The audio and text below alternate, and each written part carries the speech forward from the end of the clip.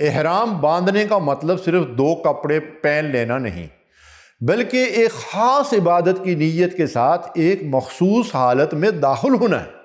احرام کا لباس ہمیں موت کے وقت کفن، خالی ہاتھ دنیا سے جانے اور آخرت کی یاد کی طرف متوجہ کرتا ہے۔ لباس اس کی ظاہری صورت ہے، جبکہ بندہ نیت اور تلبیہ کے ذریعے حقیقتاً احرام میں داخل ہوتا ہے۔ احرام سے پہلے غسل کرنا، جسمانی صفائی اور ناخن تراشنا سنت سے ثابت ہے۔ مرد حضرات کسی بھی قسم کے سفید کپڑے کی 2 چادریں احرام کے لیے استعمال کر سکتے ہیں، ایک تہبند کے طور پر اور دوسری اوپر اوڑھنے کے لیے۔ مردوں کے لیے ایسا جوتا ضروری ہے جس سے قدم کا اوپر والا حصہ کھلا رہے۔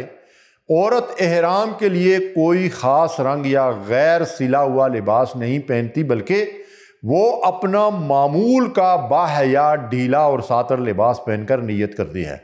البتہ وہ نقاب اور دستانے نہیں پہنے گی۔ سیدہ عائشہ صدیقہ رضی اللہ تعالیٰ عنہ فرماتی ہیں، میں نے رسول کریم صلی اللہ علیہ وسلم کو احرام باندھنے سے پہلے خوشبو لگائی۔ یاد رہے کہ خوشبو اور صفائی احرام کی نیت سے پہلے کے امور ہیں، کیونکہ نیت کے بعد خوشبو لگانا ممنوع ہے۔ جب میقات قریب آ جائے تو دل سے نیت کریں اور زبان سے یہ کلمات کہیں۔ عمرہ کے لیے اللہم لبیک عمرہ، اے اللہ میں عمرے کے لیے حاضر ہوں۔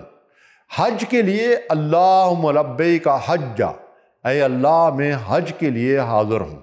نیت کے فوراً بعد تلبیہ پڑھنا لازمی ہے، جس کے کلمات یہ ہیں: لبیک اللہم لبیک، لبیک لا شریک لک لبیک، ان الحمد والنعمت لک والملک لا شریک لک۔